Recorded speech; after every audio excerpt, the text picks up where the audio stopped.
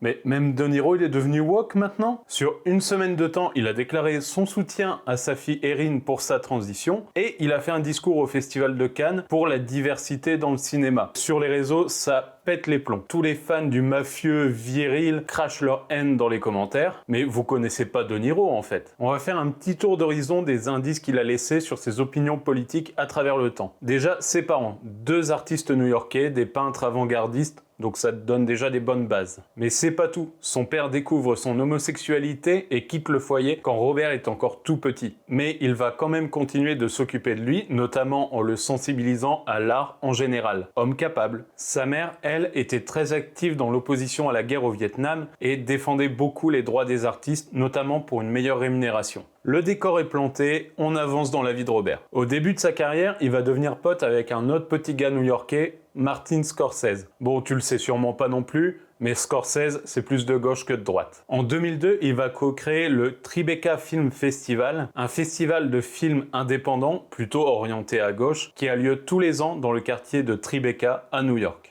En 2014, il réalise un documentaire sur la vie de son père, Remembering the Artist, Robert De Niro Sr. Pendant le film, il va parler ouvertement de l'homosexualité de son père et des difficultés qu'il a eues à s'assumer et à vivre librement son homosexualité à cause des mœurs de l'époque. En 2016, il reçoit le GLAAD Excellence in Media Award, un prix qui récompense les personnalités publiques qui ont promu dans les médias l'égalité et l'acceptation de la communauté LGBT. Et pour finir, plus récemment, il s'est opposé à Donald Trump dès son premier mandat en mettant en avant sa stupidité et en déclarant qu'il voulait bien lui refiler un bourre-pif. Du coup, tous les idiots qui lui crachent à la gueule pour ses dernières déclarations n'ont jamais été fans de De Niro. Ils se sont juste astiqués sur le personnage viril qu'il pouvait avoir dans certains films sans comprendre le message derrière ces films en question. N'empêche, j'aimerais bien être là le jour où ils vont découvrir que Edward Norton, il est pas fan du petit allemand à moustache juste parce qu'il a joué dans American History X.